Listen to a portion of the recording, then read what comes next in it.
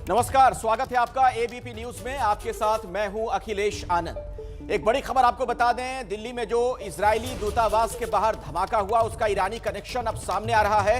मौके से जांच एजेंसियों को एक चिट्ठी भी मिली है। इस बीच एक बड़ी जानकारी और है। भारत में इजरायल के राजदूत ने एबीपी न्यूज से कहा है, इजरायली दूतावास निशाने पर था। यह इजरायली राजदूत का कहना है। यह बड़ा महत्वपूर्ण है। दोनों देशों के राजनयिक संबंधों के 29वीं सालगिरह के मौके पर यह बात कही गई है। यानी इजरायल की तरफ से यह बात खुद कही जा रही है कि हमले के पीछे अंतर्राष्ट्रीय साजिश है। भारत में इजरायल के राजदूत ने एबीपी न्यूज से कहा कि इजरायली दूतावास निशाने पर था। तो इस वक्त यह बड़ी खबर निकलकर सामने आ रही है। यह बात धीरे धीरे अब साफ कि इजरायली दूतावास को ही टारगेट किया गया था और उसके पीछे एक तरीके से लग रहा है कि इजरायल पर निशाना साधना। बातचीत करने के लिए कई खास मेहमान हमारे साथ मौजूद हैं, हमारे कई सहयोगी भी हमारे साथ जुड़े हुए हैं। लेकिन पहले मैं आपके पास आना चाहूंगा। दिल्ली पुलिस में आप डीसी पे रहे एलन राव साहब, ये जो इजरायल की तरफ से स्वीकार की गई है ये बात, उनके दूतावास का जो कहना है, उनके जो हमारे यहाँ राजदूत हैं उनका ये कहना है कि हाँ, इजरायल के दूतावास को ही टारगेट किया गया। इसका मतलब हम साफ तौर पर निकाल सकते हैं कि अंतर्राष्ट्रीय साजिश है, ये साफ है। देखिए अखिलेश जी, बिल्कुल ये तो स्पष्ट लग रहा है, क्योंकि जो चिट्ठी मिली है उसमें उसका जिक्र है कि पर्पज क्या है इनका सब करने का। उन्होंने बदला लेने की बात जो बताई है वो है। और दूसरी बात, इजरायल एम्बेसी के ऊपर ये दूसरा हमला हुआ है पिछले 8 साल के अंदर अंदर, और इसमें पर्पज भी बताया गया है। तो इसमें कोई मुझे दो राय लगती नहीं है कि ये साजिश सिर्फ टारगेट करने के लिए, इजरायल एम्बेसी को टारगेट करने के लिए की गई है। और मैं एक और चीज में दिमाग में सस्पेक्टेड आ रही है कि इजरायल एम्बेसी की और कहीं जो हमारे ठिकाने हैं या जो डिप्लोमेट्स रह रहे हैं वहाँ की सुरक्षा भी मुझे लगता है कि पुलिस ने चाक चौबंद कर दी होगी, क्योंकि ये जो मैसेज दिया गया है इससे ऐसा लगता है कि वो दोबारा भी कोई अटैक कर सकते हैं, क्योंकि ये एक तरह से वार्निंग थी। तो उस वार्निंग को देखते हुए हमें इसको सीरियसली लेना चाहिए और सीरियसली लेने की आवश्यकता है। और इस बारे में थोड़ी अधिक जानकारी हमें देंगे प्रणय उपाध्याय भी हमारे साथ जुड़ चुके हैं। प्रणय ने बातचीत की है इजरायल के राजदूत से। प्रणय, क्या कहा गया आपसे? देखिए, इजराइल के राजदूत डॉक्टर रान मालका ने एबीपी न्यूज से बातचीत की है और उन्होंने कहा है कि हम इस चीज के ऊपर पूरा भरोसा जताते हैं जो खासतौर पर सुरक्षा दी जा रही है इजराइल को, के एम्बेसीज को, उसके मिशन को, उसके डिप्लोमेट्स को, और पूरा विश्वास है कि जल्द ही इस साजिश का भी पता चलेगा। उनसे हमने पूछा कि जो लिफाफा मिला है, जिस तरीके के टेलटेल साइंस मिले हैं, उससे शक की सुई किस तरफ जा रही है। तो उन्होंने कहा है कि फिलहाल ये इन्वेस्टिगेशन का हिस्सा है और इसके लिए अगर जरूरत पड़ती है तो इस सहयोग के लिए इजराइल पूरी मदद देने के लिए तैयार है। इजराइल अगर भारत की एजेंसियों को किसी तरीके की जरूरत की होती है तो इजराइल की एजेंसीज भी इस मामले में सहयोग कर रही हैं और इस पूरे मामले में साजिश का पता लगाया जाएगा। उन्होंने भी इस चीज का जिक्र किया कि ऐसे दिन ये हमला किया गया, उस दिन ये साजिश की गई जिस दिन भारत और इजराइल अपने पूर्ण कूटनीतिक संबंधों की 29वीं सालगिरह मना रहे थे। निश्चित रूप से इसके निशाने पर इजरायली एम्बेसी थी। और अखिलेश, आपको ध्यान होगा 2008 के आतंकी मुंबई का जो आतंकी हमला हुआ था उसमें भी हमने देखा था कि चाबाद हाउस को निशाना बनाया गया था। 2012 के अंदर इजरायली एम्बेसी के बाहर बम धमाका हुआ था। ठीक है, एक दशक के अंदर ये दूसरी घटना है जहां इजरायली एम्बेसी को निशाना बनाया गया है। तो निश्चित रूप से ये कहीं न कहीं एक संदेश देने की कोशिश है। ये जो टेलटेल साइंस है, ये सारी चीजें जांच का हिस्सा है। इन्वेस्टिगेशन इस समय हो रहा है, लेकिन उन्होंने इस चीज का भी आश्वासन दिया, इस चीज का भी भरोसा दिया कि इनसे भारत और इजरायल के जो सुरक्षा सहयोग है, आपस की जो साझेदारी है, वो और मजबूत होकर उभरेगी। जी अखिलेश। प्रणय, बहुत बहुत शुक्रिया इस जानकारी के लिए आपका। अब मैं रुख करना चाहूंगा, हमारे साथ रिटायर्ड मेजर जनरल के सिन्हा साहब जुड़े हुए हैं। सिन्हा साहब, आपको क्या लग रहा है कि इसके पीछे अहम वजह, प्रमुख वजह क्या हो सकती है कि भारत की जमीन से इजरायलियों को टारगेट किया जा रहा है?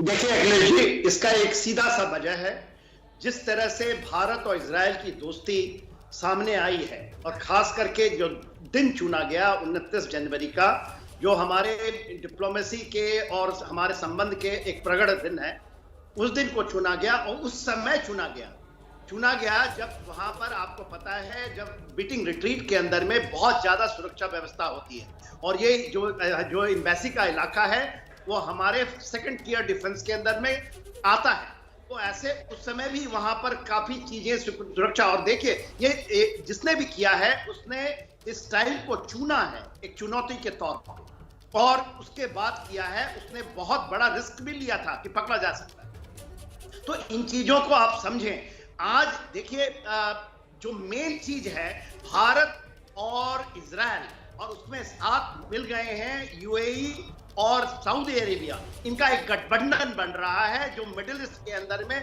बहुत बड़ा वेस्ट एशिया में योगदान देने वाला है और योगदान दे रहा है। देखिए 29 बिलियन डॉलर का इन्वेस्टमेंट आया हुआ है, तो ये नहीं चाहता, और कौन नहीं चाहता।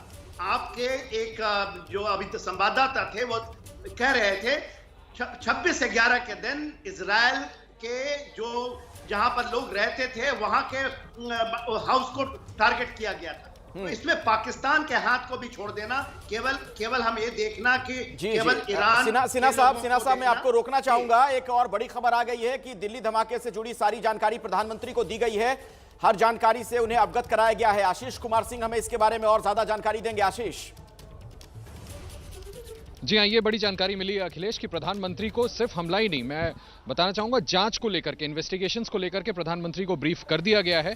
प्रधानमंत्री को पूरी जानकारी दी गई है और इससे आगे मैं आपको ये बताऊं, जो जानकारी अभी अभी मुझे मिली है कि प्रधानमंत्री ने भी ये इंस्ट्रक्ट किया है कि कोई भी स्टोन अनटर्न नहीं छोड़ा जाएगा, किसी भी कीमत पर कल्प्रिट को पकड़ना है। तो ये बड़ी जानकारी हम एबीपी न्यूज पे दे दें कि प्रधानमंत्री को इन्वेस्टिगेशंस को लेकर के ब्रीफ किया गया है और प्रधानमंत्री ने अपनी तरफ से ये कहा है जांच एजेंसियों को और जो सरकारी एजेंसीज इसमें जुड़ी हुई हैं कि किसी भी कीमत पर do not leave any stone unturned, जो भी इसके पीछे दोषी है उसको जल्द से जल्द पकड़ना होगा। इसकी वजह एक और मैं आपकी छोटी सी अपडेट दे दूं कि कल जब राष्ट्रीय सुरक्षा सलाहकार की बात हुई थी नेशनल सिक्योरिटी एडवाइजर इजराइल से, तो उन्होंने मैसेज भी इजरायली प्रधानमंत्री का प्रधानमंत्री मोदी के लिए कन्वे किया था कि हमें आप पर पूरा भरोसा है, हमें प्रधानमंत्री मोदी के नेतृत्व पर पूरा भरोसा है कि वो निश्चित तौर पर इसकी जांच करके जो असल कल्प्रिट होगा उस तक पहुंचेंगे। तो अब प्रधानमंत्री को ब्रीफ किया गया है और प्रधानमंत्री ने कहा है कि जो भी दोषी हैं जल्द से जल्द उनको पकड़ा जाए, उनको आइडेंटिफाई किया जाए। बिल्कुल। और देखिए सरकार कैसे एक्शन में है, सरकार कितनी गंभीर है, इस बात का अंदाजा आप ऐसे भी लगाइए कि गृह मंत्री ने पश्चिम बंगाल का दौरा रद्द कर दिया। एक रिपोर्ट दिखाते हैं आपको, उसके बाद हम इस चर्चा को आगे बढ़ाएंगे। We don't know yet who is standing behind this blast, but as of now, our assumption that it is a terror attack that is targeted the Israel embassy. Fortunately, nobody is hurt. All the diplomats and the families are safe, and we are working with full cooperation with the Indian authorities to investigate. To put all the pieces and to finalize the puzzle to understand who is standing behind this evil attack. इस खबर से जुड़ी हर जानकारी, हर update लगातार आप तक हम पहुंचा रहे हैं। मैं अब ओम प्रकाश तिवारी का रुख करना चाहूंगा, घटनास्थल पर मौजूद हैं मेरे सहयोगी। ओम प्रकाश, एक और बात अहम है, जो जानकारी सामने आ रही है, ऐसा लग रहा है कि अगर इन सबके पीछे ईरान है भी या कोई और भी अंतर्राष्ट्रीय कोई आतंकी संगठन इसके पीछे है, लेकिन मदद उसे लोकल मिली है, तभी ये कुछ मुमकिन हो पाया है, क्योंकि वो बहुत ही ऐसा इलाका जहां पर आप मौजूद हैं, वीवीआईपी इलाका है और बहुत ही सघन सुरक्षा वहां पर होती है। बिल्कुल अखिलेश, आप एकदम सही कह रहे हैं। साल 2013 में भी यही हुआ था कि बिना स्थानीय लोगों की मर्जी के बिना ब्लास्ट नहीं हो पाया था। जो गाड़ी पे बम लगाया गया था वो स्थानीय लोगों की मर्जी के बिना नहीं हो पाया था। और इस मामले में भी जो सामान खरीदा गया है वो स्थानीय मार्केट का ही लगता है। ऐसे में इस बात की संभावना से बिल्कुल इनकार नहीं किया जा सकता कि पिछली बार की तरह इसकी साजिश कहीं विदेश में रची गई हो और कार्य को अंजाम यहाँ पर दिया गया हो। मैं आपको एक चीज़ और दिखाना चाहूँगा अखिलेश, मैं कहूँगा अपने कैमरामैन से वो घटनास्थल का दिखाए।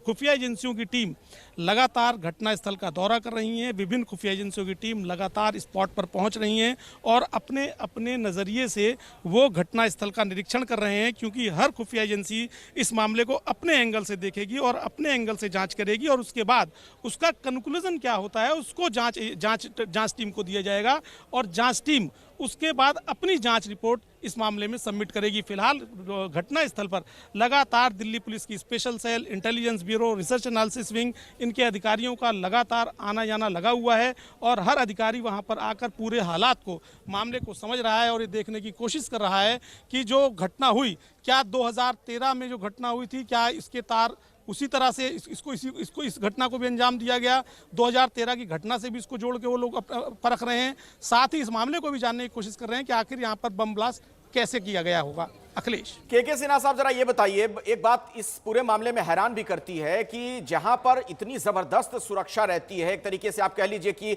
अभेद किला है वो, वहां पर कोई शख्स इस तरीके से बम रखकर चंपत हो जाए और पता भी ना चले। देखिए अखिलेश, बहुत बड़ा सवाल आपने उठाया है और मैं पहले ही कहा था अपने बहुत बड़ा सिक्योरिटी ब्रीच है, कि ये फर्स्ट लेयर ऑफ सिक्योरिटी में आता है। ये 1.5 किलोमीटर तकरीबन है ये, जहां पर कल बीटिंग रिट्रीट हो रही थी, तो एक बहुत बड़ा है। मगर देखिए, ये आप मान के चलिए जिसने भी किया है सोची समझी तादाद से किया गया। पहले एक आ रही थी कि 2 इस इलाके, जब रेकी हुई थी तो रेकी 26/11 के अंदर में भी हुई थी। यदि सही बात है, क्योंकि ये तार अभी जुड़ते हुए मिलेंगे और बहुत चीजें आपको मिल गई हैं। आपको कहा जाता है कि शायद अमोनियम नाइट्रेट है जिस कंटेनर में था, एक दुपट्टा।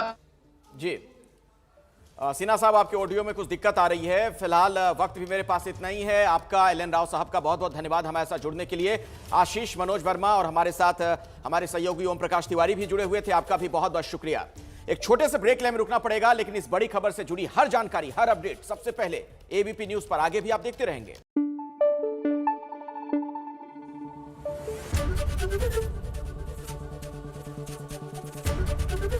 एबीपी न्यूज आपको रखे आगे।